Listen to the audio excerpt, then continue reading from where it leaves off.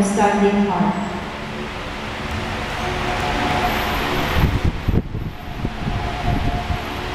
A proclamation from the first book of Kings.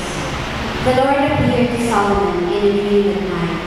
God said, "Ask something of me, and I will give it to you." Solomon answered, "O Lord my God, you have made me your servant, king to succeed my father David. But I am mere youth, not knowing at all how to act. I serve you in the midst of the people whom you have chosen, a people so vast that it cannot be numbered or counted. Give your servant, therefore, an understanding heart to judge your people and to distinguish right from wrong. For who is able to govern this vast people of yours?"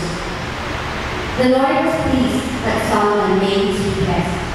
So God said to him, "Because you have asked for this, not for a long life for yourself, nor for riches, nor for the life of your enemies, but for understanding, so that you may know what is right, I do as you requested.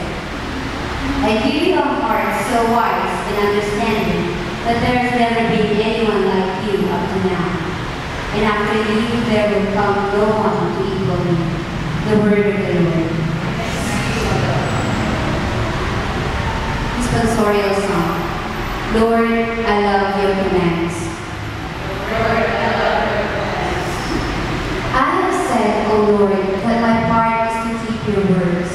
The law of your mouth is to me more precious